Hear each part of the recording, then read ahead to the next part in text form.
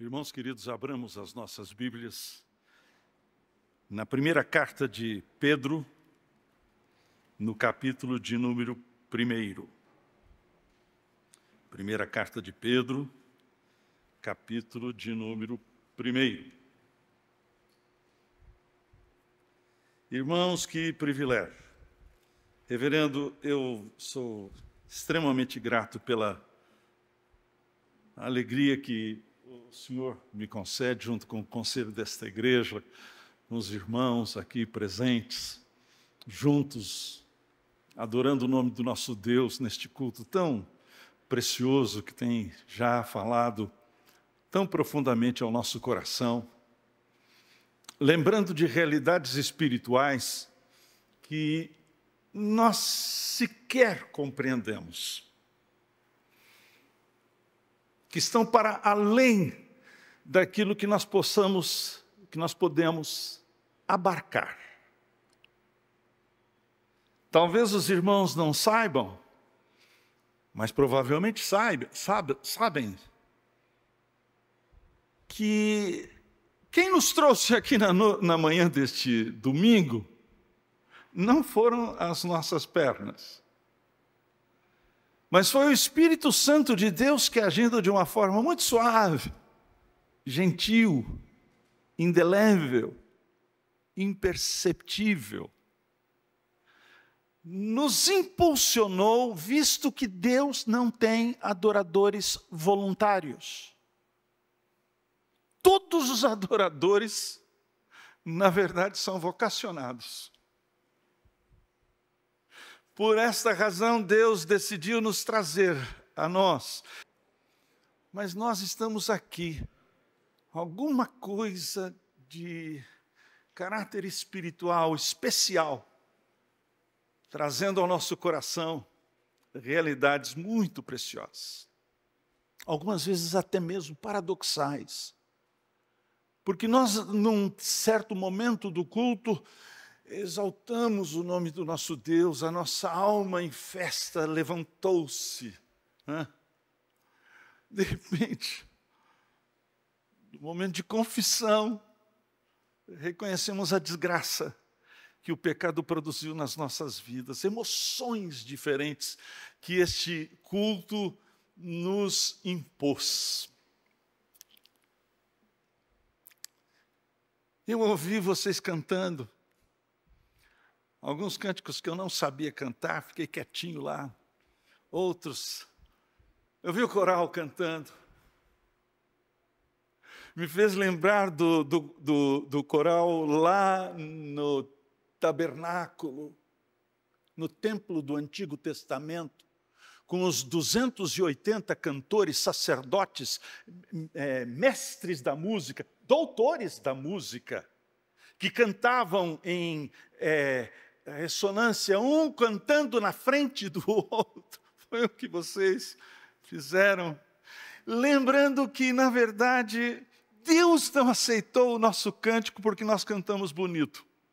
Vocês cantaram bonito, mas não foi por causa disso. Foi por aquilo que o escritor aos Hebreus nos diz, que o Senhor Jesus, o próprio Senhor, canta no meio da congregação, e Ele cantou na nossa boca, enquanto entoávamos louvores ao seu Pai. Realidades, portanto, de caráter espiritual, que muitas vezes passam assim desapercebidas em nossa vida, enquanto estamos aqui reunidos nesta Assembleia Santa, Sagrada, solene. Até mesmo as nossas orações, na verdade. Porque a gente não sabe orar como convém. Mas o Espírito Santo de Deus intercede por nós, sobremaneira, com gemidos inexprimíveis. Eu já vi muita gente orando com gemido. Minha avó orava com gemido. Eu de vez em quando ouvia a vovó orando assim: ó Deus,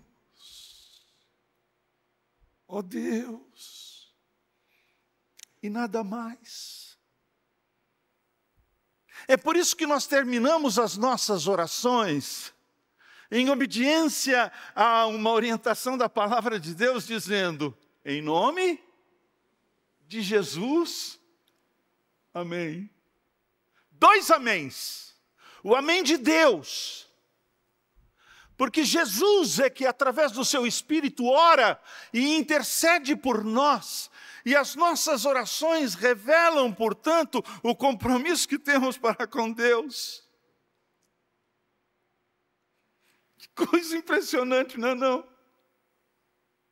Realidades de caráter espiritual que falam a respeito desta união mística que nós estamos experimentando. Nós e Cristo. Cristo e nós. E nós. E nós. Porque nós temos em comum, ou melhor, nós somos como um. Numa unidade fundamental que existe entre nós, de caráter indelével, profundo, espiritual.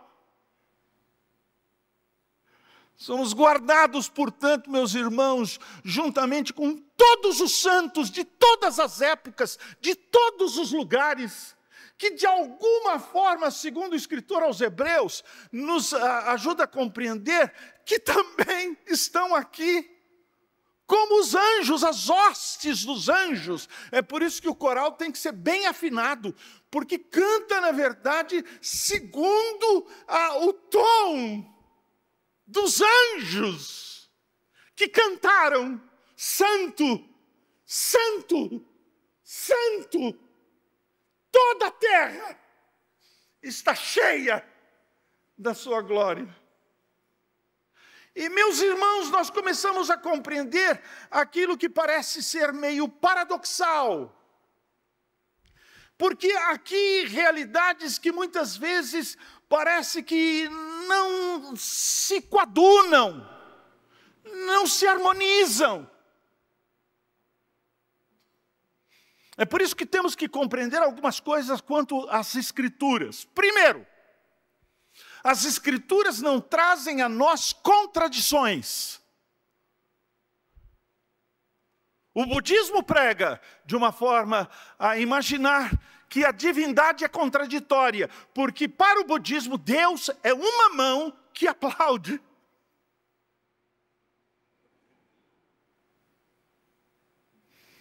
Deus é Deus e não Deus na mesma relação e na mesma proporção. Jamais!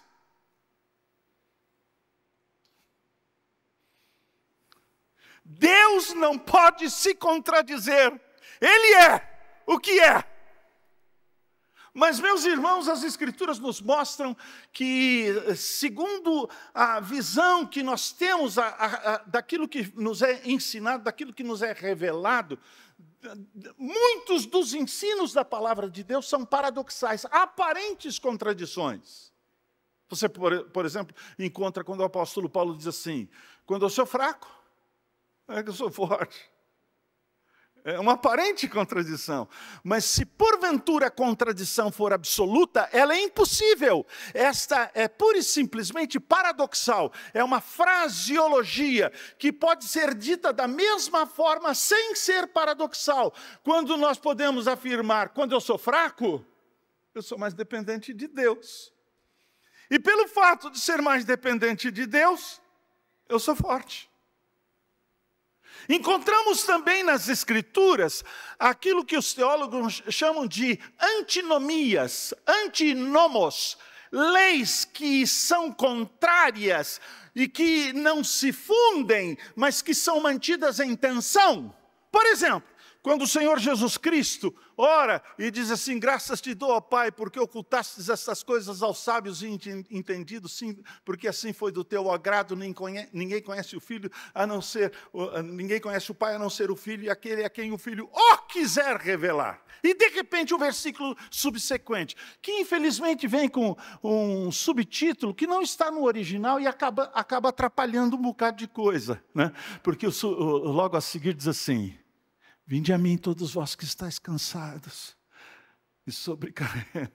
Aí, meus irmãos, a soberania absoluta conduta de Deus na salvação e, ao mesmo tempo, de alguma forma misteriosa, a nossa participação. Foi aquilo que Pedro colocou, por exemplo, quando faz o seu sermão no dia do Pentecostes. Ele afirma categoricamente, falando a respeito de Jesus: tendo sido este entregue pelo determinado desígnio e presciência de Deus, vírgula, vós o matastes.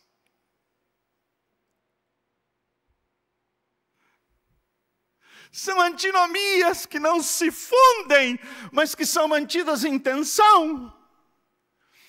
Eu fui professor de teologia sistemática durante muitos anos e os alunos de vez em quando queriam me apertar, né? Com perguntas assim capciosas, maldosas, para colocar o professor contra a parede, né? E alguns diziam, uma vez me perguntou: reverendo, é possível Deus criar uma pedra tão grande que ele não possa movê-la? Qualquer resposta a essa pergunta é complicado, não é verdade? Porque se eu dissesse não, eu estaria limitando a Deus. Se eu dissesse sim, eu estaria limitando a Deus da mesma forma. Então a resposta categórica é essa: Deus não pode criar uma pedra tão grande que ele não possa movê-la, porque Deus não pode se contradizer, Deus não pode ir contra si mesmo. Na verdade, Deus não pode tudo. Deus não pode mentir. Além disso, meus irmãos, nós encontramos nas Escrituras aquilo que aparece constantemente, que o apóstolo Paulo, via de regra, usa a palavra mistérios.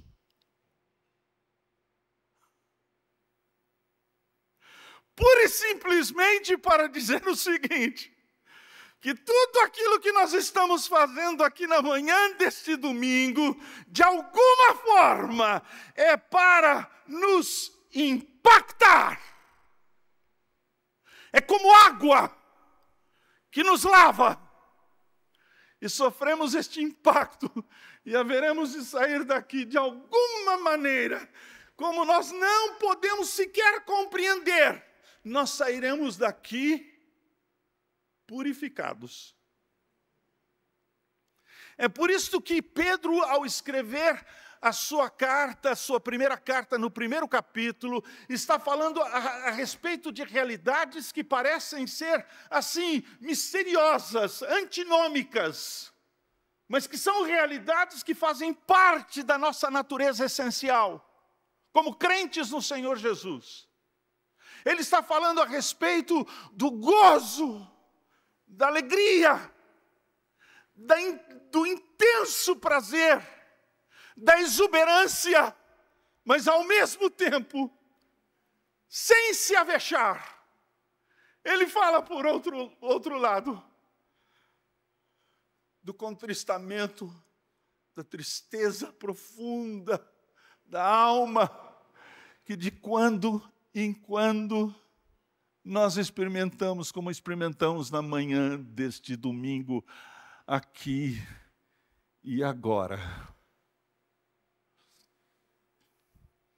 Ele está falando, portanto, a respeito de uma lição que nós precisamos guardar no nosso coração, para que nós possamos compreender a sabedoria de Deus, até mesmo nas circunstâncias que parece que é loucura, porque a loucura de Deus é mais sábia do que a nossa sabedoria.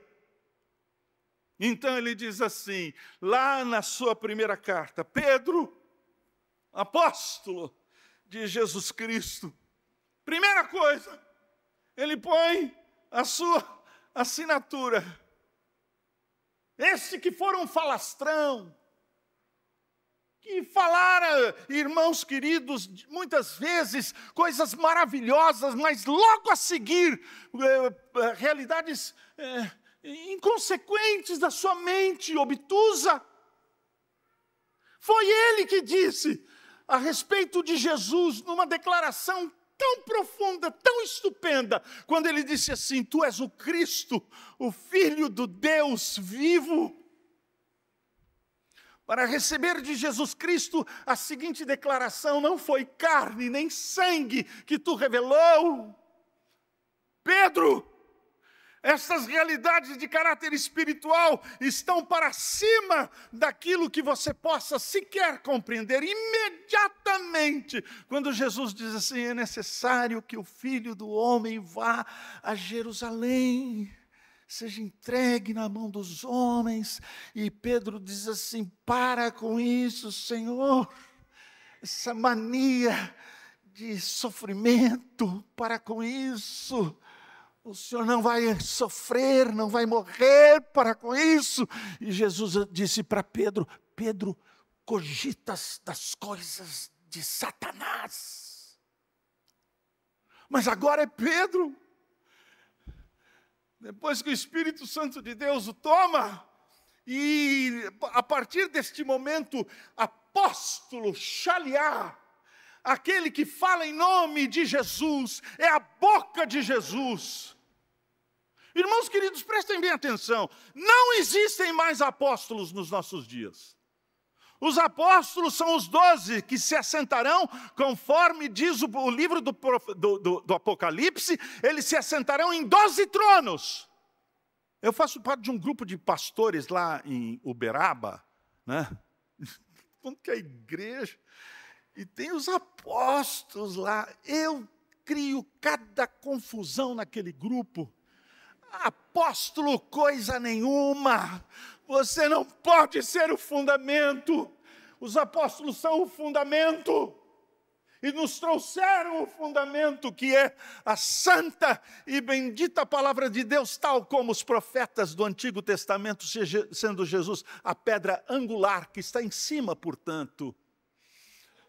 Pedro, apóstolo de Cristo Jesus, e de imediato, ele falando a respeito daquelas pessoas que sofrem, daquelas pessoas que experimentam situações vexatórias na vida, que confundem, que apertam, essas pessoas muitas vezes perdem até a identidade, começam a perguntar, por que eu?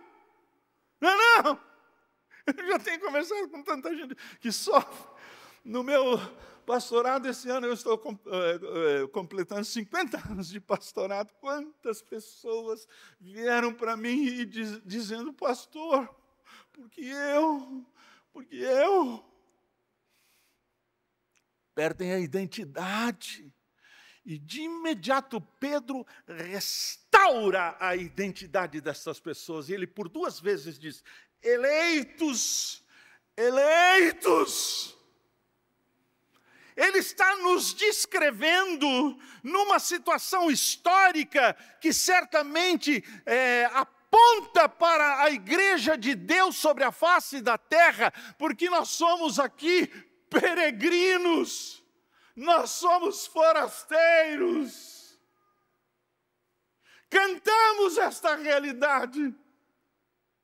Essa terra, nós não pertencemos propriamente a ela. Nós aguardamos, não outro céu, não outra terra, mas nós aguardamos novos céus e nova terra. Somos como estes forasteiros da dispersão no Ponto, Galácia, Capadócia, Ásia, Bitínia, eleitos. Segundo a presciência de Deus Pai em santificação do Espírito para a obediência e a aspersão do sangue de Jesus Cristo, meus irmãos, prestem bem atenção, a nossa eleição está cravada na Trindade. É uma realidade que as crianças não entendem e nenhum de nós aqui entende, mas cremos. A Trindade, meus irmãos, participa destas realidades de caráter espiritual. E é por isso, então, graça, carismata e paz, shalom, eirene, vos sejam multiplicados. Quando estas realidades, meus irmãos, nos tocam, então, essas verdades tão preciosas da parte de Deus nos atingem em cheio. E é por isso, então, a razão sobeja para bendizermos, para falarmos bem de Deus. Aí então Pedro diz assim, olha só, aqui ele faz um discurso teológico da maior importância, um discurso da maior grandeza. Olha só como ele faz, isso é teologia pura, doutrina pura. Ele diz assim, bendito Deus e Pai de nosso Senhor Jesus Cristo, que segundo a sua muita misericórdia, nos regenerou para uma viva esperança, mediante a ressurreição de Jesus Cristo dentre os mortos, para uma herança incorruptível, sem mácula e imarcessível, reservada nos céus para vós outros, que sois guardados pelo poder de Deus, mediante a fé para a salvação preparada para revelar-se no último tempo. Perceberam? Passado e futuro. As realizações portentosas do passado, que afetam a escatologia, afetam, na verdade, o fim dos tempos, passado e futuro. No entanto, como diz o nosso poeta Patrício, no meio do caminho, há uma pedra. Há uma pedra no meio do caminho. No meio do caminho, há uma pedra. O presente. O presente é pedrada. Não. Enfrentarmos o presente não é fácil. Veja só. Ele fala a respeito destas realidades que se firmaram no passado e que têm consequências para o futuro, e ele diz assim, nisso exultais. Não é alegria, não. É exultação. É alegria que a gente precisa de vez em quando até, assim, será que sou eu? Alegria profunda que, de alguma maneira, quando vocês estavam cantando, os meninos e as meninas aqui à frente cantando, né? Só Jesus, só Jesus, só Jesus. Eu quase que cheguei assim, segurei na barra da calça dos meninos aqui para eles não serem arrebatados. Nisso exultais. De repente, mais uma vez, o presente se faz presente. Nisso exultais. Agora vem aquela palavrinha, embora. Já viu essas palavrinhas? Embora, mas, porém, todavia, não obstante. Aí o outro lado da moeda diz assim, embora. E pelo fato de Pedro ser pastor, ele prepara as suas ovelhas para ouvir o que ele vai dizer. E ao preparar, ele diz assim, no presente, por breve tempo, se necessário. Ele está falando a respeito do presente. É aqui e agora. O passado já passou. O futuro é agora, é aqui no presente. E ele diz assim, por breve tempo. Sabe qual é o breve tempo? É o tempo da nossa vida. É o tempo da nossa vida. A nossa vida é assim, ó. É o conto ligeiro. Não é não? Alguém chegou para mim e falou assim, reverendo, quantos anos o senhor tem? Eu disse, ó, eu vou fazer, agora em julho, eu vou fazer 73 anos. A pessoa olhou bem no fundo dos meus olhos e disse, reverendo, não parece? Parece muito mais. É o conto ligeiro. Me faz lembrar da minha avó. A vovó sentava do nosso lado lá, quando nós éramos crianças, sentava do nosso lado, ela morava com a gente, e a vovó era uma exímia contadora de histórias. Ela sabia contar histórias. Quando terminava a história, ela dizia assim, acabou a história, morreu Vitória. Quem quiser que conte outra. Aí a gente olhava para a vovó e dizia assim, vovó, conta outra. conta outra, vovó. Porque a vida é assim, um conto ligeiro. Eu quando olho para... Você sabe de uma coisa? Eu quando levanto pela manhã, eu penso que eu sou jovem. Verdade. Até que eu levanto, vou para o banheiro e olho para o espelho. Aí sim que eu percebo. Voou. Passa rápido. Eu já fui assim, menino, como você.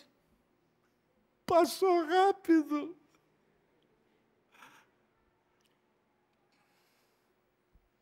É necessário que a gente experimente essas realidades. Aí ele diz assim, sejais contristados. Não é tristeza, queridos. É tristeza profunda.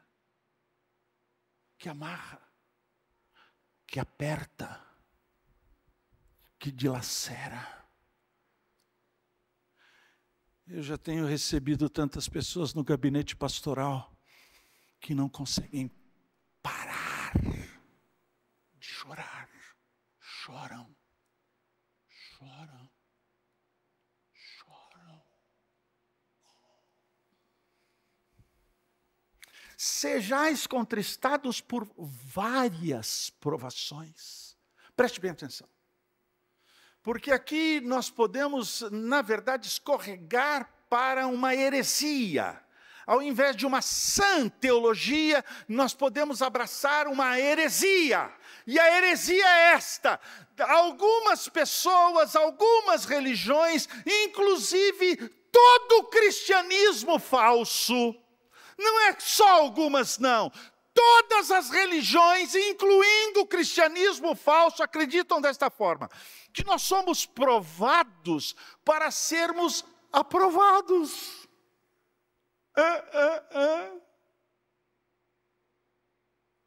Nós somos uma raça reprovada. Assim, quando nossos primeiros pais caíram, nós estávamos nos lombos de Adão. Toda a raça caiu.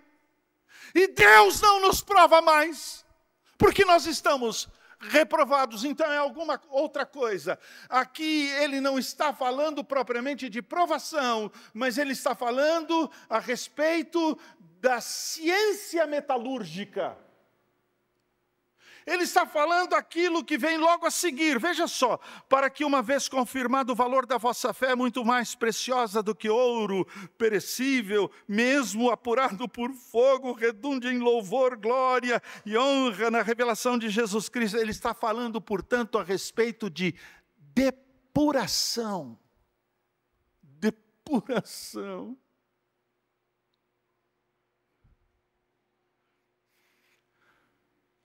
Irmãos, de vez em quando eu oro a Deus, diminui a temperatura.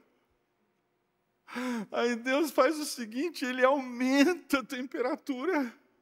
Sabe por quê? Porque Ele sabe o ponto da fusão. Ele está tratando com o ouro. Ele está construindo a coroa do Redentor, a noiva de Jesus.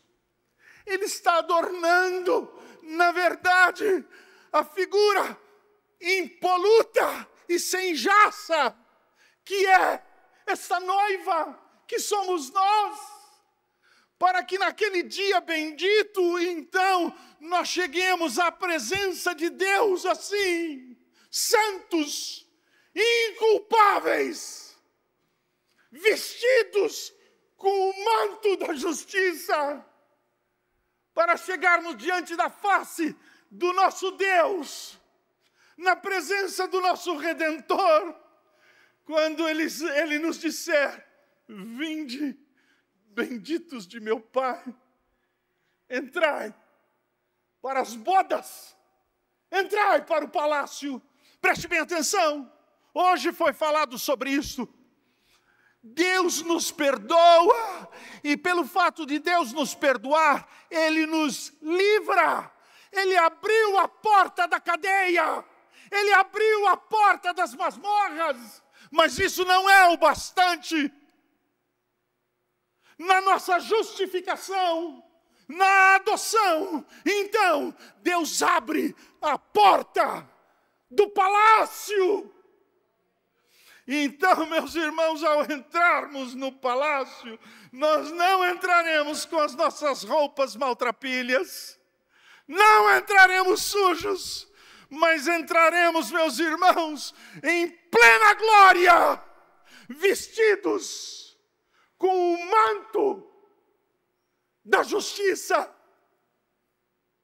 filhos benditos, adotados, eu e você, porque Deus só tem um filho legítimo, todos os outros são adotados, e quando somos adotados, nós nos parecemos com o próprio Jesus Cristo. Esses dias eu me encontrei no interior de Minas, com um casal que adotou um menininho, lindo, lindo, lindo. Eu fiquei assim impressionado, porque ele é adotivo, mas parece com o pai dele. É assim, nós somos adotados, mas temos a face de Jesus. É por isso então, meus irmãos, que esta realidade de salvação tão peremptória nos é apresentada no versículo de número 10. Ele diz assim: foi a respeito dessa salvação que os profetas indagaram e inquiriram, os quais profetizaram acerca da graça a vós outros destinada, e investigando atentamente qual a ocasião, quais as circunstâncias oportunas indicadas pelo Espírito de Cristo, que neles estava, ao dar de antemão testemunho sobre os sofrimentos referentes a Cristo e sobre as glórias que os seguiriam. Preste bem atenção, tudo aquilo que está no Antigo Testamento são sombras, são sinais, são símbolos. Sabe quem estava ali orientando? Porque os profetas indagaram, inquiriram atentamente, perguntaram, enquanto eles escreviam, quanto, na verdade, o templo, o tabernáculo estava sendo construído meticulosamente, nos mínimos detalhes, tudo apontava para Jesus. É Jesus! É Jesus! É Jesus! O Espírito de Cristo que neles estava, então apontava para estas realidades de caráter espiritual. Sacrifícios e mais sacrifícios foram feitos. Sangue e mais sangue foi derramado. Os sacerdotes pisavam em lama de sangue, eles ficaram empapados em sangue. Preste bem atenção, o escritor aos Hebreus diz assim, que nenhum daqueles sacrifícios, nenhuma gota daquele sangue perdoou pecados. O que fez? Suspendeu a punição. Até que num determinado dia, João Batista, olhando de longe, viu o Senhor, e ele disse: eis aí o Cordeiro de Deus, que tira o pecado do mundo. E no Yom Kippur, no momento da expiação, os nossos pecados foram expiados. A nossa culpa foi levada de nós e fincada em Jesus. Preste bem atenção. Aqui, meus irmãos, nós temos o enigma do Evangelho. Porque o Evangelho, meus irmãos, nos diz o seguinte: Deus é justo. E se porventura Deus for justo, Ele não terá por inocente o injusto, o ímpio. Como? Como resolver esse enigma? Porque se Deus for tratar você de acordo com aquilo que você merece, você vai para o inferno. O pastor pediu, irmão fulano de tal, um presbítero da igreja, ore espontaneamente. Oração espontânea é sempre complicado. É sempre complicado. Porque eu já ouvi cada oração que fala baixo. Aí o presbítero lá orou, ó Deus, naquela voz santa, né? Ó Deus, seja justo comigo. Eu falei, pronto, está perdido. Porque se Deus for justo comigo, Ele faz assim. E você volta aos elementos. Eu não quero que Deus seja justo comigo. Mas como resolver este enigma? O enigma da justiça de Deus. Como resolver e ultrapassar isto? As Escrituras nos dizem que isto foi resolvido de uma forma pura e simplesmente estupenda. Os anjos anelam conhecer esta realidade. Eles ficam boquiabertos, maravilhados, estupefatos, diante da realidade do Evangelho. Como Deus foi tão sábio? Pois Ele colocou, imputando e não infundindo, Ele imputou a sua justiça condenatória em Jesus, e o castigo que nos traz a paz foi colocado sobre Ele, e pelas suas pisaduras nós fomos sarados. Por imputação, não por infusão.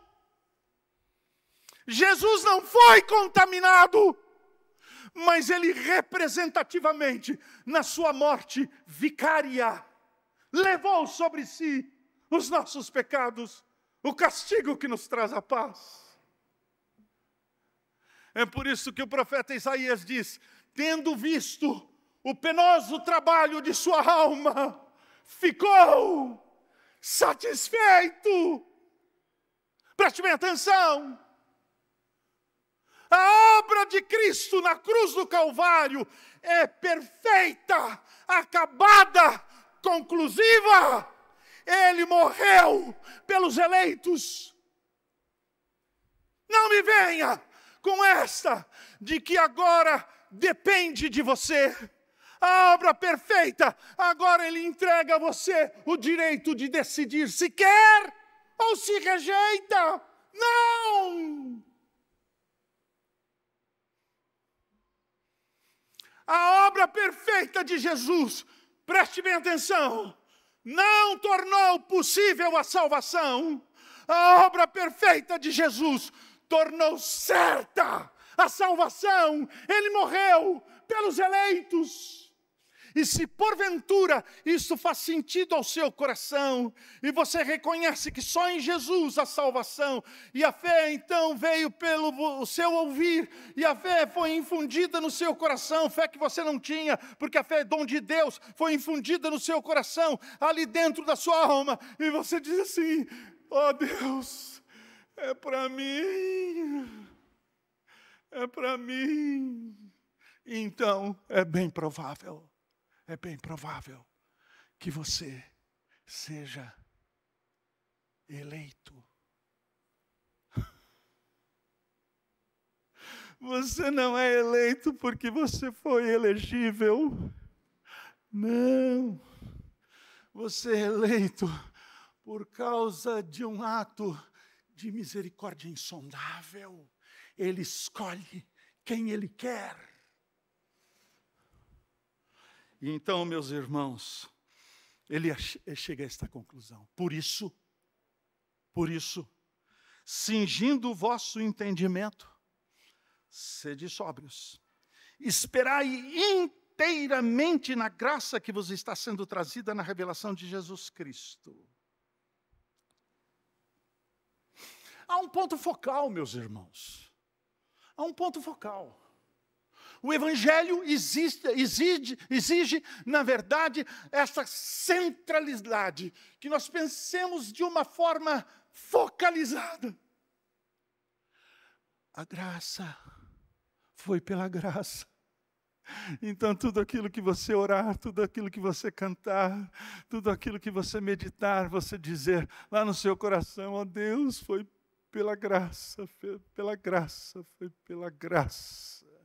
E esta graça é uma graça pura e simplesmente libertadora. Ele está falando o seguinte, cingindo o vosso entendimento. Mas é interessante, não é verdade? Eu colocar cinta no entendimento. Não. Ele está falando porque naqueles dias, para uma pessoa correr mais livremente, os homens que usavam aquelas túnicas compridas, sabe o que eles faziam? Eles levantavam as túnicas e amarravam as túnicas na cintura. Você se lembra as versões de cabelo branco que nem eu? Lembra as versões mais antigas? E diz assim, cingindo os lombos do vosso entendimento, para dar liberdade. Quando a gente conhece a Cristo, liberdade, não eu, Senhor, não eu, mas ao teu nome da glória. E aí então a gente se ajunta nessa solenidade aqui, e a gente diz assim, só Jesus, só Jesus, só Jesus.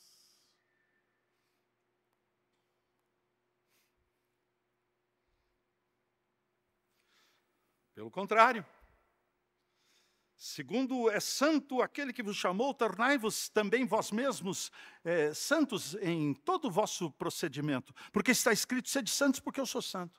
E eu fico constrangido com isso. Como é que eu posso ser santo como Deus é santo? Veja só o que Pedro está dizendo aqui. Santidade por aproximação. Se aproxime. Se aproxime da luz, e mais então você refletirá a luz.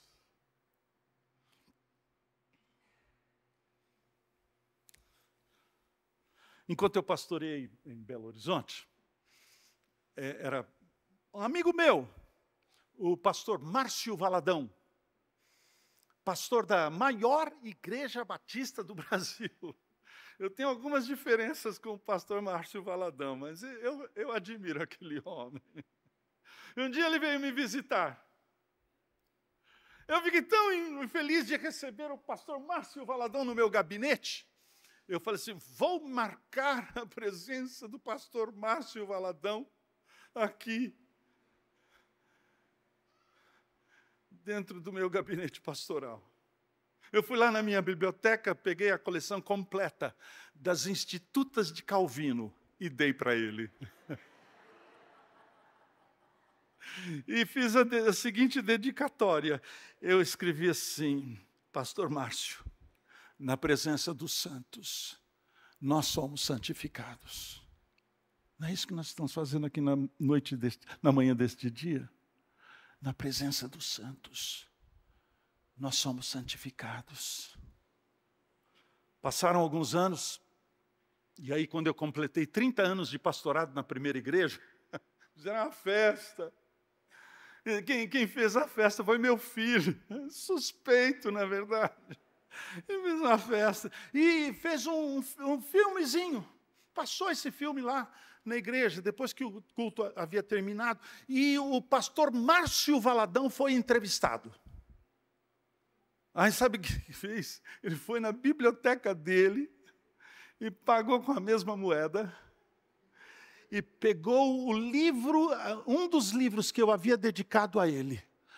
E quando estava escrito, na presença dos santos, nós somos santificados. Lugero. Ele disse que na minha presença, ele também é santificado.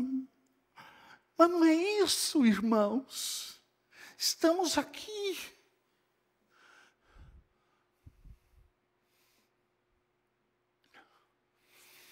Meus irmãos, talvez a gente não possa compreender o que está acontecendo na manhã deste domingo. Se o meu sermão é muito longo, é culpa do pastor da sua igreja. Ele falou assim, Lugero, fique à vontade. Mas me faz lembrar o que aconteceu, e dizem que esta história é uma história verdadeira. O que aconteceu com aquela lavadeira, crente no Senhor Jesus, que frequentava uma igreja onde o pastor era um gigante na fé, expositor maravilhoso da palavra de Deus, sermões impactantes. E ela foi ao gabinete pastoral dele, disse para ele assim: pastor, sabe de uma coisa? Grande parte dos seus sermões eu não consigo memorizar, eu não consigo gravar, mas uma coisa é certa, pastor, eu sou lavadeira. Eu não sei para onde foi parar a água que passou pela minha roupa, mas uma coisa eu sei, a minha roupa está limpa. É isso que Deus está fazendo conosco aqui, meus irmãos. Ah, irmãos queridos, pelo lavar da sua santa e bendita palavra, produzindo, portanto, este impacto, esta água maravilhosa, purificadora, e nós vamos sair daqui, pode ter certeza de uma coisa, eu tenho convicção disto, não por causa daquilo que eu falei, mas por causa daquilo que eu me mirei, que é a palavra de Deus. Sairemos daqui purificados. Então ele termina, ele diz assim: tendo purificado a vossa alma, você percebeu? Aqui a conclusão, já acabou, não acabou, está acabando. Ele diz: tendo purificado a vossa alma, pela obediência à verdade, tendo em vista, o objetivo é este, tendo em vista o amor fraternal, não fingido, amai-vos de coração, uns aos outros, ardentemente. Sabe de uma coisa? Quem sofre precisa ser amado. Não é não? E ele dá 4 características. Amor fraternal. Sabe, primeira característica. Todo mundo aqui é igual. Todos nós somos do mesmo jaez. Todos nós somos carentes, precisamos uns dos outros. Pode ter certeza. Eu olho para você e eu digo: eu preciso de você. Não é não? E você pode cutucar essa menina aí que está do seu lado. Ó, cutucou. Aí você diz para ela: eu preciso de você. E ela responde: eu preciso. Amor fraternal, queridos, nós precisamos uns dos outros. Segunda coisa, ele diz assim: amor fraternal, não fingido. Aquele tipo de amor assim, que a gente ama só porque os outros percebam o quanto a gente ama. Opa! Não é não? Amor fingido. Ai, como você veio bem vestida hoje. Faz muito bem para você o amarelo com abóbora. Conversa. Não fingido, sem fingimento. Amai-vos de coração. É Pedro escrevendo. Pedro é judeu. Coração é o centro do centro das decisões e não dos sentimentos. A cabeça, coração e entranhas. Cabeça é por onde a realidade entra, pelos 7 buracos da nossa cabeça. Entranhas é onde os sentimentos estão entranhados. Quando a gente está com saudade, dá fome. Não, aquele vazio aqui. Coração não. Coração é quando eu digo: de todo o meu coração eu amarei. Sabe por quê? Porque não é fácil amar. Finalmente, ardentemente. A Bíblia não diz que a gente tem que se saudar com ósculo santo. Abraços, abraços, abraços. Aí você vê a conclusão. Ele diz assim: pois fostes regenerados não de semente corruptível, mas de incorruptível, mediante a palavra de Deus, a qual vive e é permanente. Pois toda a carne é como a erva, e toda a sua glória é como a flor da erva. Seca-se a erva, cai a sua flor. A palavra do Senhor, porém, permanece eternamente. Preste bem atenção. Aqui, nós não estamos diante do divã de Freud. Nós não estamos massageando o ego de ninguém. Aqui, na verdade, tudo isto estamos considerando como erva. Mas a palavra do Senhor, que foi exposta na manhã deste domingo, é permanente, permanece eternamente, está gravada no nosso coração. E você pergunta para mim, reverendo, onde está o Evangelho? No último versículo, aparece lá, a palavra do Senhor, porém, permanece eternamente. Ora, esta é a palavra que vos foi evangelizada